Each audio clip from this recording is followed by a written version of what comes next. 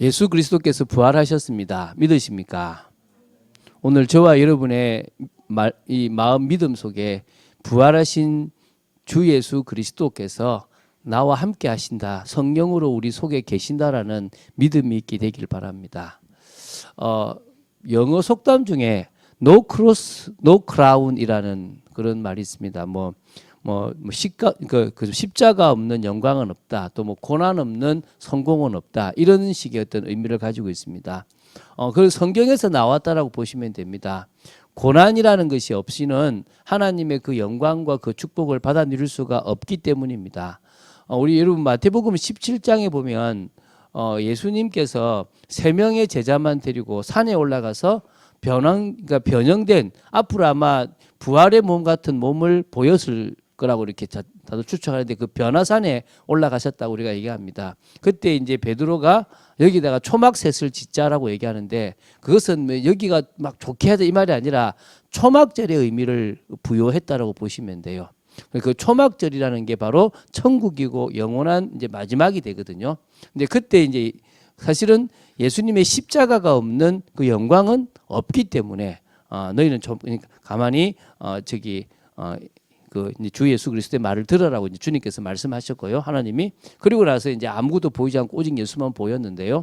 그래서 어떤 의미에서는 예수님의 그 십자가가 있었기 때문에 영광스러운 축복이 있습니다. 그게 빌립보서 2장에도 하나님의 본체이신 하나님이셨고 하나님과 동등되신 분이셨는데 죽기까지 사람의 몸을 입고 오셔서 복종하셨던 그 분이 나중에는 뭡니까? 하나님께서 그분의 이름을 높여서 모든 이름 위에 뛰어난 이름이 되게 하셨습니다. 그래서 여러분 로마서 8장 17절을 여러분 좀 기억했으면 좋겠는데요. 저와 여러분이 14절부터 17절 보면 자녀라는 얘기가 나옵니다. 하나님을 아빠 아버지라고 부를 수 있게 됐는데 그 17절이면 자녀이면 또한 뭡니까? 상속자입니다. 우리는 하나님의 상속자요. 그리스도와 함께한 상속자고 그리스도와 함께 영광을 받게 될 것입니다. 그런데 그 영광을 받기 위해서는 고난도 함께 받아야 할 것이니라. 믿습니까? 저와 여러분이 인생을 살아가는 중에 오는 고난 역시 우리가 앞으로 받을 그 영광이 있기 때문에 당연히 오는 것이기 때문에요. 오히려 이 대한민국에 살면 그렇게 큰 고난은 없습니다. 해외에 나가서 선교하시고 더 바깥에서 이렇게 사역하시는 분들이 더 우리보다 더 많은 고난과 어려움을 당합니다. 하나님께서 그분들에게 더 많은 영광에 참여할 수 있는 축복을 허락하실 줄로 믿습니다.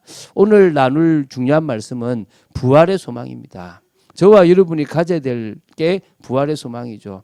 1년에 한 번씩은 꼭 부활에 대한 얘기를 합니다. 그런데 저는 제가 매일 쓰는 글이나 또 제가 가서 말씀을 전할 때 소망이라는 단어를 참 많이 써요. 어느 순간에 제가 육신적이고 세상적인 것이 아니라 이 부활에 대한 소망을 가지게 됐어요. 천국에 막 다 있고 편안한 천국이면 이 땅과 똑같은 거예요. 그런 개념이 아니에요. 어찌 보면 우리가 부활의 몸을 입고 완전하게 이제 주님과 함께 왕노릇하게 될 그 천국이 우리가 가야 될 영원한 곳임을 보게 됩니다. 그런데요, 그 부활의 소망이 언제 생기느냐? 제가 그 부활의 소망이 생길 때를 생각해 보니까 예수님의 십자가 앞에 아주 벌거벗은 모습처럼 저를 이렇게 대면하게 되는 그 순간에 진짜 이 부활의 소망을 가지게 되더라는 거예요. 그래서 예수님의 십자가 앞에 설 때만이 진정으로 부활의 소망이 생겨요. 이게 무슨 말이냐면 우리도 모르게 참 많은 다른 동기들, 다른 많은 것들을 가지고 살아가거든요. 그래서 저도 교회를 나올 때 다른 동기를 가지고 나왔어요. 예수님께서 우리를 부르신 목적이 아니라 뭔가 외로웠고, 뭔가 힘들었고, 뭔가 가난했고, 뭔가 인정받고 싶었고, 또 뭔가 세상에서 성공하고 싶었어요. 그래서 열심히 교회에 나와서 찬송도 부르고 예배도 드리고 기도도 했고 많은 것들을 했습니다. 그런데 제가 참 잘했던 게요. 그래도 찬양을 참 이렇게 열심히 불렀던 것 같아요.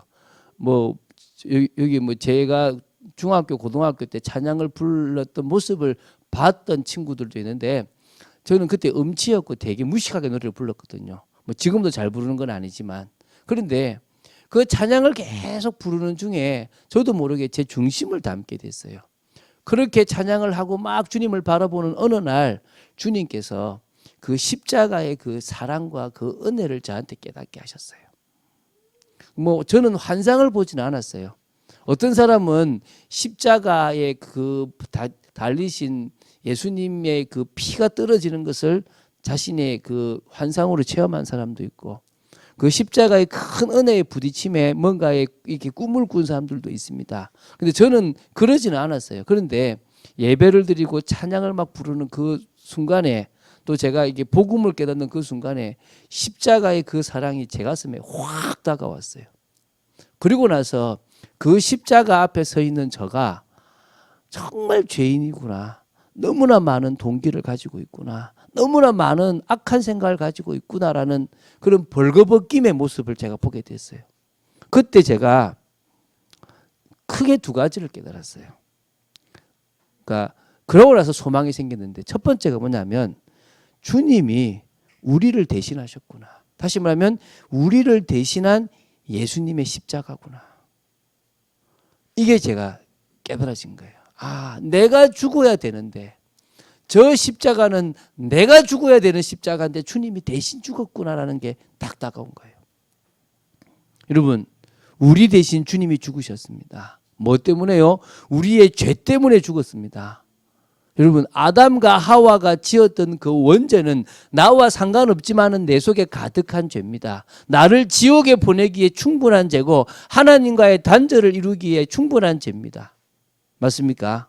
그런데 그거 말고도 내가 태어날 때부터 죄인으로 태어나니까 살아가는 자체가 죄입니다. 밥 먹고 살아가는 게 죄고, 열심히 하는 게 죄고, 노는 것도 죄고, 계속 죄를 짓고 살아가요. 그 죄가 구덩이가 됩니다. 그 많은 죄를 대신하여 예수님이 십자가에 못 박아 죽으셨습니다. 그래서 우리는요, 죽지 않아도 됩니다. 우리가 지은 죄 때문에 죽지 않아도 되게끔 주님께서 대신 죽으셨습니다. 제가 십자가 앞에 딱 섰을 때 진정으로 죄에 눌렸던 제 속의 그 답답함이 해결되면서 죄 문제라는 게 해결되었어요. 그런데요, 죄 문제가 해결되고 나서 주님이 성령의 역사로 저를 만지기 시작하는 거예요. 아버지로 받았던 상처, 할아버지가 엄마를 때리는 그 모습, 막 술 먹고 하던 이런 것 때문에 막 저도 모르게 분노와 막 여러 가지가 많았던 그런 제 속에요, 주님이 오셔서 꼭 손을 만져서 저를 만지는 것처럼요, 제 마음을 만져주시는 거예요. 제 상처를 어루만져 주시고 너 문제가 아니다라고 얘기해 주시더라는 거예요. 그래서요, 주님이 우리를 대신해 십자가 지셨다라는 말은요, 죄 문제가 해결될 때뿐만 아니라 치유가 일어나기 시작하는 거예요. 내 속에 부모로부터 받았던 상처, 환경 속에서 큰 상처, 씻을 수 없는 아픔들이 하나하나씩 진짜 눅놓듯 싹 녹기 시작하는 거예요. 그리고 그때부터 뭐가 되느냐? 회복이 되기 시작하는 거예요. 멈추었던 제 영혼이 자라기 시작하는 거예요. 딱 굳었던 돌 같은 제 마음이 풀어지기 시작하는 거예요. 그 정도가 아니라 사람을 사랑하게 돼요. 생각해 보십시오. 키가 제가 얼마나 큽니까? 이 키에 친구들이 저를 얼마나 따뜻하게 했겠습니까? 놀렸겠죠, 그죠? 앉으려고 제가 얼마나 싸웠겠습니까? 그런데요, 어느 순간부터 안 싸우게 되기 시작하는 거예요. 어느 순간부터 그들을 놓고 기도하게 되는 사람이 되는 거예요. 예수님께서 대신 십자가 지셨다라는 그 사실 하나에, 그 믿음 하나에 회복이 되고 치유가 되고 변화가 일어나는 겁니다. 하나님 떠나 살아가면서 계속 무너져가는 제 인생이 회복되기 시작한 거예요. 하나님의 형상이 회복되기 시작하니까 서서히 그 형상을 통해서 영적인 것이 치유가 되고, 마음이 치유가 되고, 정신이 치유가 되고, 육신이 치유가 되고, 내 인생이 변화가 일어나더라는 거예요. 내가 변화되니까 내 주위에 변화가 일어나기 시작하는 거예요. 가정도 변화가 일어나고, 나의 사랑하는 사람과도 변화가 일어나고, 내가 가는 학교나 여러 곳에서 변화가 일어나기 시작하는 겁니다. 근데 그럴 수 있도록요, 저한테 뭐를 주시느냐? 참 평안함을 주세요. 그렇게 수고하고 무거운 짐을 졌던 내 인생에 주님이 대신 져주시니까 평안함이 있구나.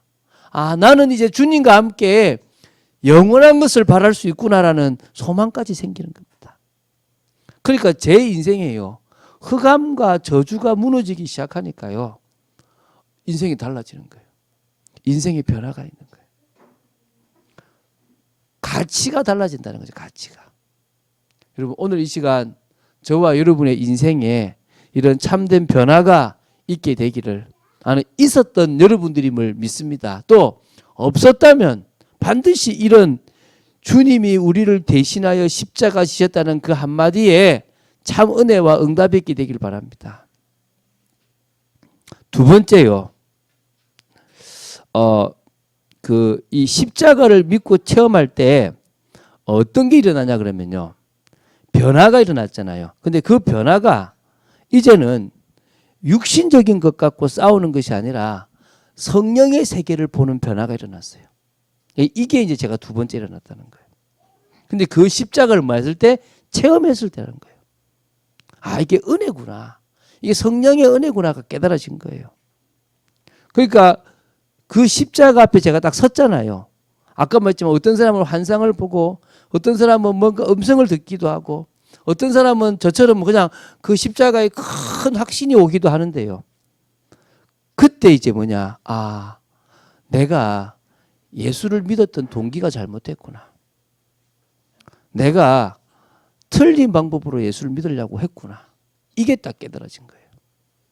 그러니까 저는 요새 이제 누가 이제 교회 나오잖아요. 그럼 물어요. 왜 예수 믿으려고 그래요? 이렇게 물어요. 예? 물어요. 아니, 예수님을 믿게 된 동기가 뭐냐? 그러니까 가면 좀 당황해요. 그럼 제가 그래요. 나는 과거에 틀린 동기로 예수를 믿었다. 이런 이유로 예수님을 믿었다. 근데 참 감사하기는 제가 그렇게 틀린 동기로 교회에 왔는데 그 동기를 버리지 못했으면 교회를, 그러니까 응답 못 받아서 떠났던, 응답 받고 나서도 떠났던 떠났을 것이다. 그런데 내가 주님의 은혜로, 그 성령의 역사로 내 속에 잘못된 동기가 딱 발견되어졌다. 그러고 나니까 뭐가 됐다? 그걸 내려놓게 되더라. 이거 필요 없구나가 되더라. 세상적이고 육신적이고, 여러분 세상에서요 인정 못 받으니까 교회 와서 인정받으려고 그래요. 세상에서 자리 못하니까요 교회 와서 자리하려고 그래요. 세상에서 장사 못하니까요 교회 사람들 대상으로 장사하려고 그러는 사람들이 있더라니까요. 저도 그랬으니까. 저는 워커홀릭이었거든요. 워커홀릭. 일 중독이었어요. 일 중독. 왜? 인정받고 싶어서. 아버지가 저를 인정하지 않았으니까. 근데 교회에서요 중학교 2학년 때 청소 한번 했는데요 장로님이 그렇게 칭찬하는 거예요. 생을 걸고 청소했다니까 제가요. 생을 걸고 교회 일했다니까요. 저는요 중학교 때요 구역 예배 가고 금요철학 갔다니까요. 미쳤죠. 미쳤어. 그때 금요철학은 몇 시 맞춘 줄 아십니까? 새벽 2시에 맞췄어요. 근데요 그 다음날 토요일 학교 가야 돼. 지금처럼 놀토가 아니야. 그때 갔다니까 제가요.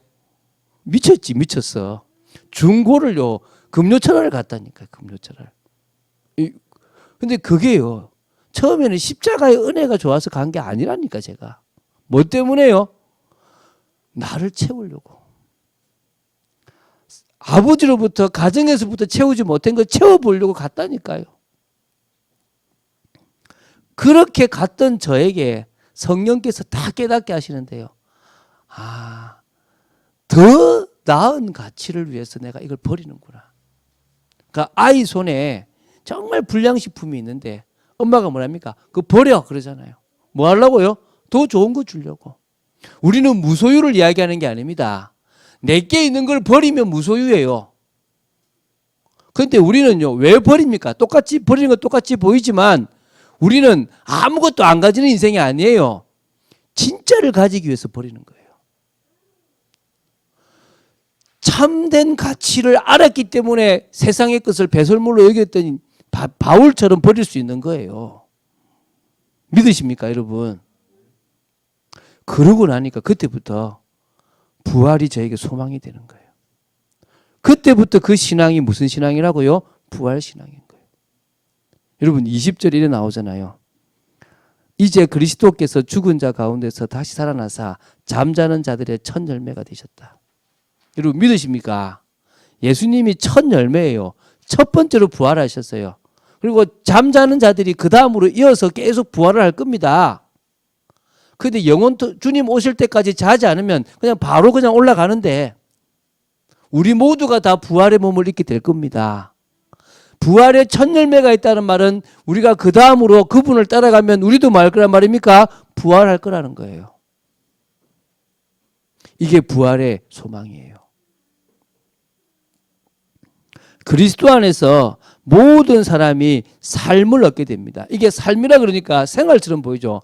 생명을 얻게 돼. 생명을 말하는 거예요. 생명. 살아있음을 얻게 된다는 거예요. 어디서 안에서요? 그리스도 안에서.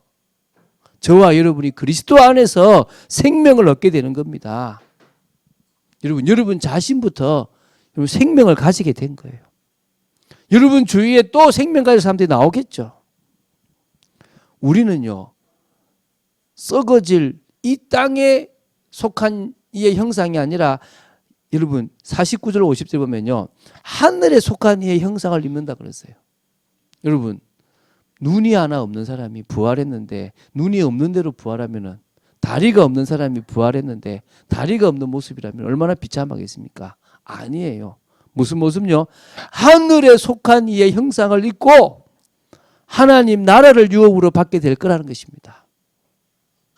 이걸 저는 믿습니다. 그걸 무슨 신앙이라 그런 겁니까? 부활 신앙이라고 하는 거예요.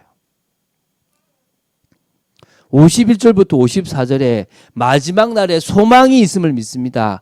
썩지 아니할 것으로 다시 살아날 겁니다. 죽지 아니함을 입을 것입니다.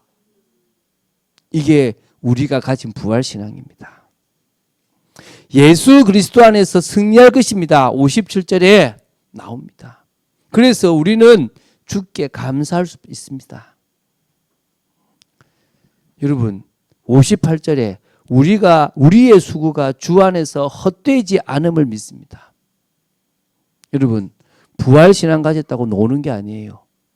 부활 신앙을 가졌기 때문에 우리는 뭡니까? 더 수고하는 겁니다. 더 수고하는 거예요. 저는 감사하게요. 큰 목회 이렇게 좀 성공한 목회에 대한 동기를 좀 내려놓게 됐어요.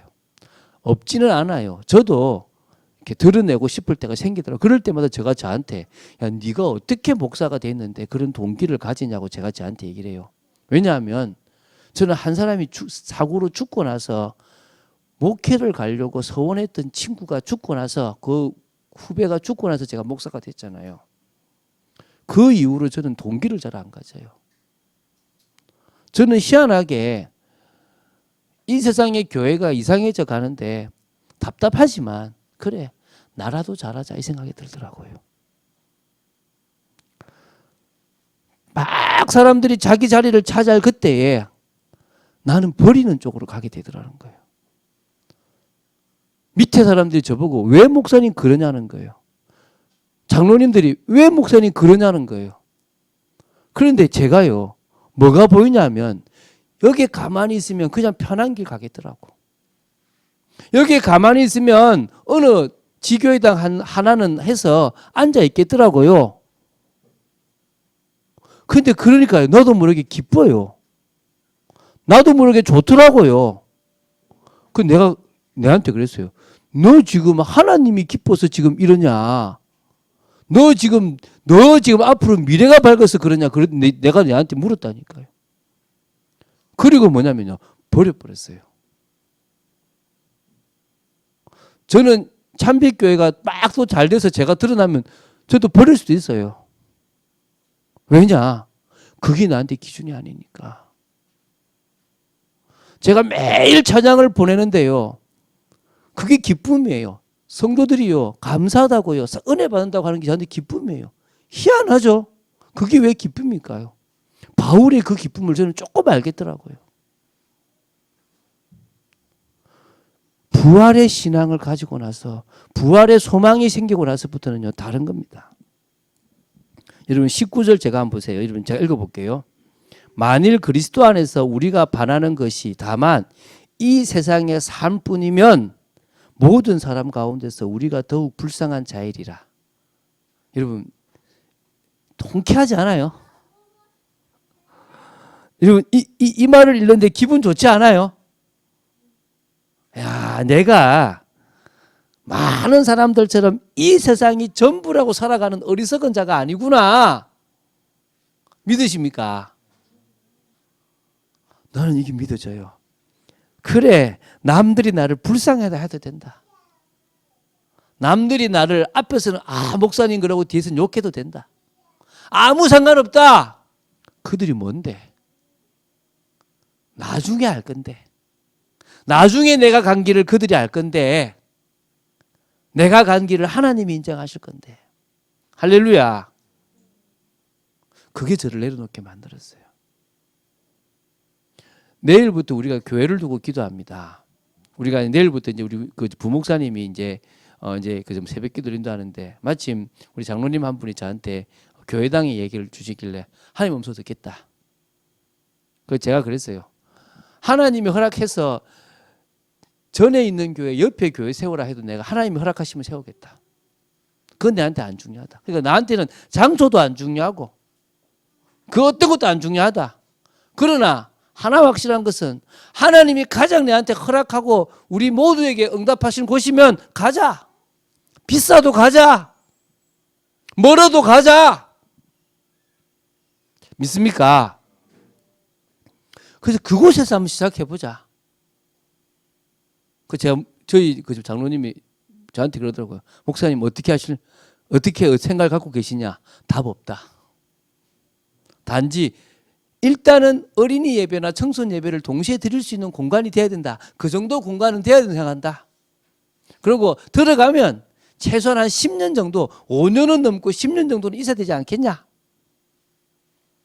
그리고 그 외에 뭐 이거 뭐 얘기했습니다. 근데 그것 말고는 모르겠다. 어디에 해야 될지, 어떤 식으로 해야 될지 하나도 모르겠다. 그래서 제가 우리 이제 부목사님한테 얘기하니까 우리 부목사님이 알겠습니다. 한 달 동안, 4주 동안 매일마다 새벽마다 그 기도하겠습니다. 고맙다 그랬습니다. 여러분, 왜 제가 이 얘기하는 줄 아시죠? 우리가 살아가는 삶이 이 세상뿐이라면 사람들을 많이 모으는 쪽으로 해야 되고 진짜 뭔가 크게 드러내는 쪽으로 해야 돼요. 근데 저는 축구로 말하면 앞에 나가서 가장 최공격수로 어느 교회가 쓰임받는다. 박수 쳐줄 거예요. 그런데 우리한테는 저 한쪽 구석에 수비를 맡긴다. 감사함을 할 거예요. 그게 뭐 중요해요? 그게 뭐 중요하냐는 거예요. 밖에 나가서 많은 귀하게 하시는 목사님들을 서브해주는 그런 보급의 목사로 내가 일평생을 남아도 나는 감사하고 갈 거예요. 그건 내한테 안 중요해요. 왜? 나는 이 땅의 삶이 전부가 아님을 알았기 때문이에요. 이게 무슨 신앙요? 부활신앙. 부활의 소망입니다. 자, 이제 두 번째로 갈 게 뭡니까? 이 부활의 소망을 위해서 믿음으로 해야 할 순종이 있습니다. 마태복음 16장 24절. 자, 이 말씀을 자꾸 좀 오해해서요. 뭐라 하냐 그러면 뭐 꼭 십자가를 지는 것처럼 자기를 부인하고 자기 십자가를 지고 나를 따라오라 이러니까 자꾸 그렇게 오해를 해요. 자, 이것은요. 다시 말씀드립니다. 더 이상 우리는 십자가 질 필요가 있다 없다? 없다. 주님이 대신 짓는데 왜 집니까? 주님이 지신 십자가를 우리가 질 필요는 없어요. 지금도요. 저 필리핀 이런 데는요. 성금요일이라고 해가지고 예수님 돌아가신 날 그날 직접 못 박히는 사람이 있어요. 그 체험하는 사람이 있어요. 달려요. 안 해도 돼요. 저희들이 그 학교 다닐 때 수련회 같은 데 가면 영성 프로그램을 했어요. 십자가를 지고 가는 그런 프로그램이 있었어요. 진짜 큰 걸 만든 십자가. 그래서 저는요, 진짜 그걸 끌고 안 갔어요. 들고 갔어요. 진짜 제가 막 믿음으로. 고3 때 있지 않습니까? 잘 한번 그거 영성훈련 참여해 보려고. 무겁더라고요. 안 해도 돼요. 그런 걸 하라는 의미가 아니라는 거예요. 주님이 이미 지셨고 또 그거는 주님만이 대신 지실 수 있습니다. 우리는 질 수가 없어요. 그 말이 아니라 세 가지입니다. 첫 번째 뭐죠? 자기를 부인하라 그러잖아요. 그 말은 무슨 말이냐면 주 예수 그리스도를 주인으로 모시고 살아가라 이 말이에요. 이제는 내가 주인이 아닌 누가 주인이란 말입니까? 주님이 주인이라는 거예요. 이게 여러분 그냥 말이 아니에요. 잘 생각해 보세요. 창세기 3장 사건은 아담과 하와가 선악과를 따먹은 사건이에요. 맞죠? 선악과를 따먹기 전에는 모든 인간, 그래봤자 아담과 하와죠. 하나님 중심으로 생각을 했어요. 하나님이 주인되고 하나님의 뜻에 따라서 생각할 수 있었다니까요. 그런데 선악과를 따먹고 3장 22절에 하나님이 말씀하세요. 선악을 아는 일에 저들이 우리 중 하나같이 되었대요. 이제 인간이 그때부터 뭡니까? 선과 악을 판단하는 자리에 온 거예요. 다시 말하면 하나님의 자리에 누가 가 있는 거죠? 내가 가 있는 거예요. 그래서 나 중심이 돼버린 거예요. 그 전까지만은 하나님의 영광을 위해 살아갔던 인간이 내 영광을 위해 살아가요. 내 이름을 내고 나를 드러내고 내가 잘했다라는 것을 드러내려고 하는 거예요. 지금 선거 있지 않습니까? 정치인들 다 그러잖아요. 내가 아니면 아무도 못한다. 내가 최고다 이라고 있잖아요. 그 대표적인 거예요. 대표적인 거. 내가 하나님의 자리에 앉아서 내가 주인 되고 나를 위한 인생, 나의 영광을 드러내는 인생, 나를 높이는 인생, 그 인생을 살아가는 거예요. 그런데 예수 그리스도를 믿는 순간에 성령의 역사로 그리스도와 뭐 됐습니까? 연합이 되어진 거예요. 연합이. 이게 제가 계속 말하는 예수님의 십자가를 믿는 순간에 그 십자가에 내가 못 박힌 거야. 그게 연합이에요. 저 십자가에 내가 못 박혔고 예수님의 무덤이 내 무덤이에요. 그러면 예수님의 부활이 내 부활이 되잖아요. 근데 왜 예수님이 나를 저 십자가에 못 박는 줄 아세요? 내 주인된 내 인생을 살아가는 옛사람의 나를 십자가에 못 박아 죽여버리는 거예요. 죽어야 돼요. 그래야 우리가 죄의 종노릇하지 않을 수 있다니까요. 옛사람이 죽어야 우리가 새 사람이 되어지는 거예요. 그 새 사람이라는 걸 인정하라는 거예요. 자기를 부인하라는 것은 너는 죽었다. 네가 십자가를 믿는 순간에 너는 뭐였다고요? 죽었다. 여러분 죽으셨으면 믿습니까? 죽어야지가 아니라 그리스도와의 연합이 진짜 이루어진 그 사람은요. 옛사람인 내가 죽은 거예요. 그래 뭡니까? 주님의 말씀을 기준으로 살아가는 거예요. 주님의 말씀을 따라서 주님의 뜻을 이루는 삶을 살아가는 거예요. 내한테 손해가 돼도 내한테 고난이 와도 나한테 핍박이 와도 자기를 부인한다는 말은 뭡니까? 내 인생은 당신의 것입니다. 당신은 나를 피로 값주고 사신 당신의 주님의 것입니다. 당신만이 나의 주인이십니다. 라고 고백하게 된다는 거예요. 그리고 두 번째 뭡니까? 자기 십자가를 지라는 거예요. 하나님이 우리가 하나님의 뜻을 이루기 위해서 우리의 인생에 우리를 통해서 하시려고 하는 사명이 있는 거예요. 계획이 있다는 거예요. 그 일에 생명을 걸라는 것입니다. 우리 지난주에 우리 박 목사님이 말씀을 잘하셨어요. 우리가 십자가를 질 때 주님은 십자가의 무게와 고통을 다 뺐다 그랬어요. 그 말이 무슨 말이냐면 우리가 감당할 만큼만 허락했다는 거예요. 그게 지금 이 말이에요. 우리에게 맡겨진 그 사명에 생을 걸으라는 거예요. 주님은 우리를 통해서 우리가 있는 현장에 빼앗겼던 것들을 다시 찾아오길 원하시는 거예요. 원래 하나님의 통치해야 되는데 인간이 마귀 소속이 되니까 마귀가 인간을 통해서 이 세상을 자기 것처럼 지배해 가고 있잖아요. 그래서 하나님은 다시 인간을 찾아오시는 겁니다. 그 인간을 당신의 백성으로 찾으시니까 그곳이 하나님의 나라가 돼요. 그런데요, 그 현장을 찾아오려고 하니까요, 어떨 때는요, 순교의 피도 흘려야 되는 거예요. 우리나라에 수많은 순교의 피가 흘러서 어떤 일이 벌어졌습니까? 이렇게 복음화가 되어졌어요. 너무나 쉽고 너무나 편하게 예수님을 믿게 된 거예요. 그분들은 자기 십자가를 진 거예요. 자신에게 맡겨진 그걸 기쁨으로 간 거예요. 여러분, 스데반이라는 사람이에요. 어떤 의미에서는 가장 먼저 자기 십자가를 진 거예요. 자기가 가야 될 길이 뭔지를 안 거예요. 자기가 지금 이 말을 하면 돌에 맞아 죽을 걸 알고 얘기했어요. 뭘 봤냐면 예수님이 일어서서 자신을 맞이하고 있는 모습을 봐버렸어요. 믿습니까? 이게 자기 십자가를 진다는 거예요. 여러분, 흑암이 가만히 있지 않지 않습니까? 복음이 선포되고 생명이 선포되는 그곳에 흑암이 가만히 있겠습니까? 그게 생명 그런 거예요. 고난도 오고 순교도 해야 되는 겁니다. 그런데 그렇게 하나님 나라를 이루어가는 거예요.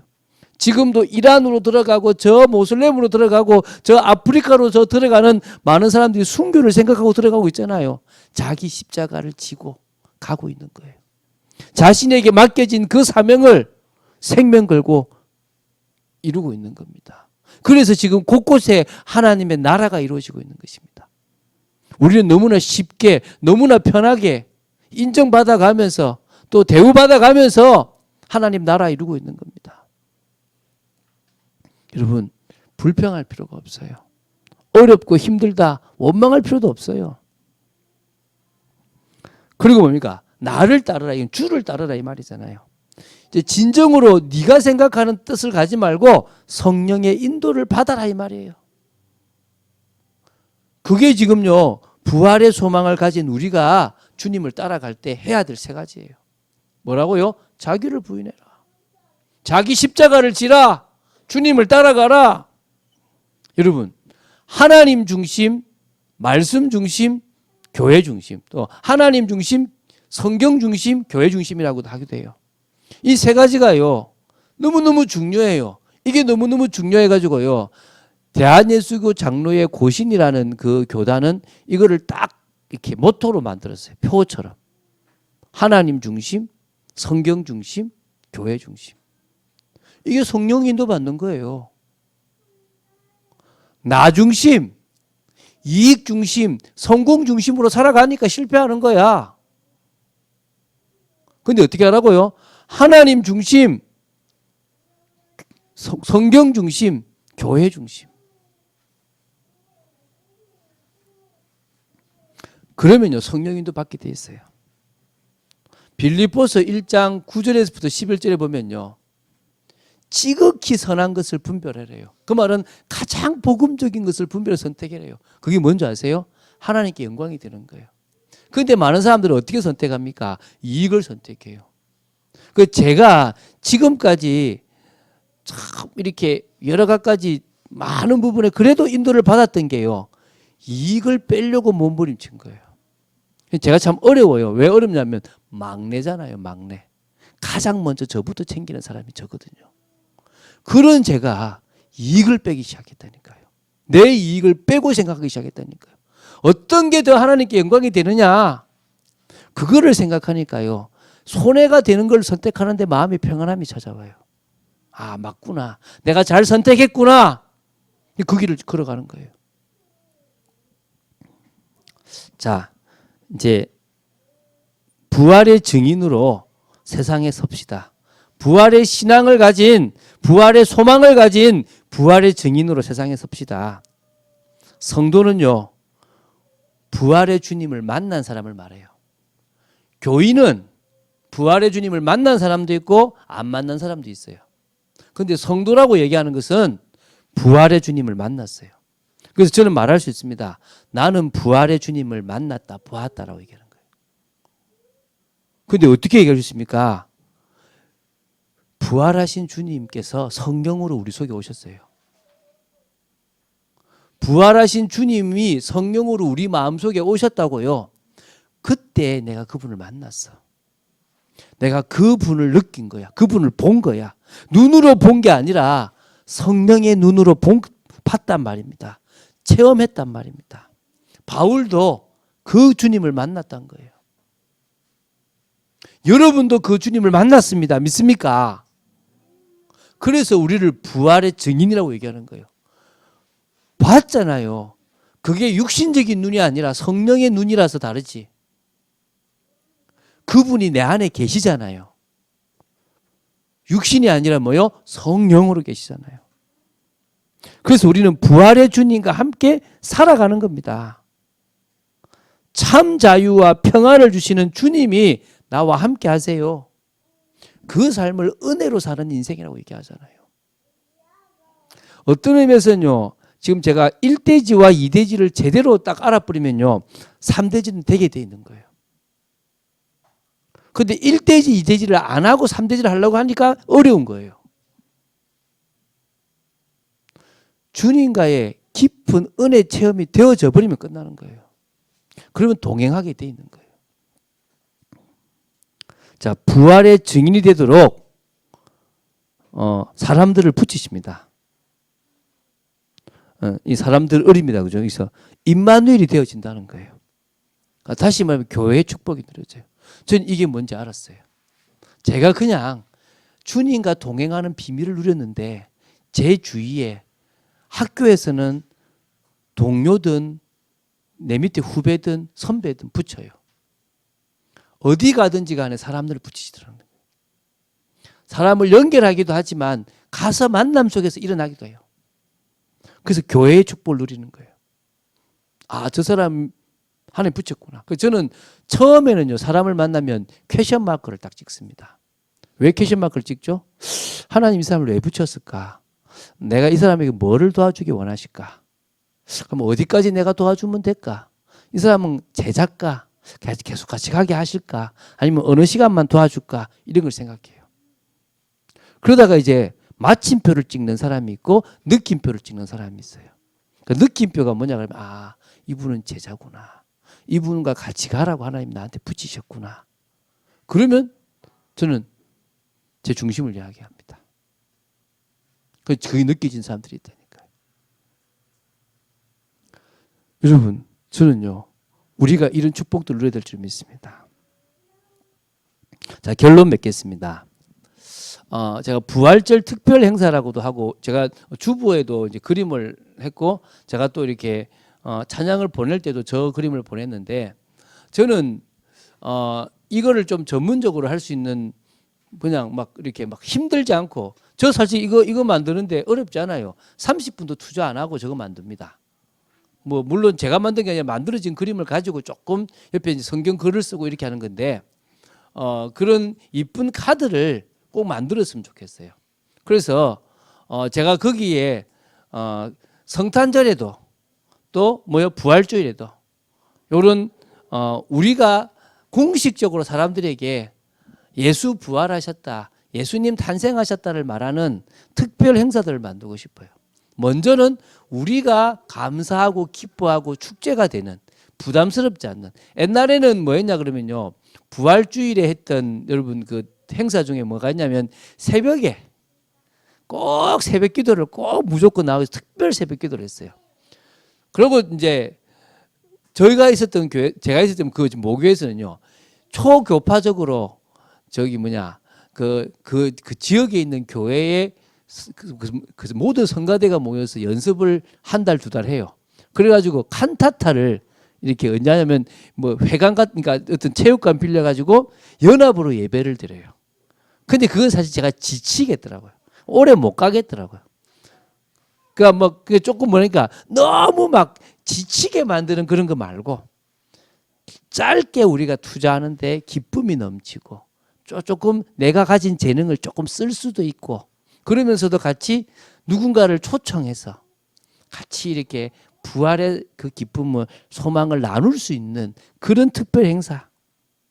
최소한 아무것도 안 되면 그냥 카드에다가 선물 같은 거 좀 사고 전도지 같은 걸 딱 해서 내 주위 사람들에게 예수님 부활하셨다, 그래서 이거 전한다라고 전할 수 있는 그 정도의 행사. 저는 이거 매년마다 지금 이야기합니다. 언제까지 하느냐? 될 때까지. 그래서 우리가 한때 어떻게 했냐면요. 크리스마스 전에 크리스마스 카드를 교회에서 만들었어요. 각자 만들어서 그걸 거기다가 글을 써가지고 각자 또 아는 사람들에게 보내기도 하고 그런 일들을 했었어요. 근데 이게 이 미술적으로 재능이 없으니까 잘 못했는데 그렇게 하고 싶어요, 사실은. 우리가 할 수 있는 부분들.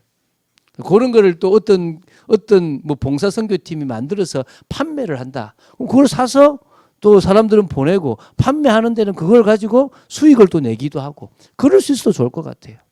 어쨌든 부활의 기쁨이 넘치는 행사, 부활의 기쁨을 전하는 행사, 부활의 소망을 가지게 만드는 행사, 그런 행사들까지 되어졌으면 좋겠다는 생각이 됩니다. 자, 부활의 소망 가진 여러분 되시기를 주 예수 그리스도 이름으로 축원드립니다. 주는 그리스도시요 살아계신 하나님의 아들이심을 고백합니다. 말씀 따라가는 축복 속에 있도록 지켜주시고 아버지 하나님의 뜻을 이루는 귀한 삶으로 지켜주실 줄로 믿습니다. 하나님의 나라와 하나님의 뜻을 이루는 귀한 삶을 살아가도록 저희들을 붙들어 주시고 은혜 내려주실 줄로 믿습니다. 정말 부활의 소망으로 일평생 응답받는 저희들 되도록 지켜주시옵소서. 주 예수 그리스도 이름으로 기도드립니다. 아멘.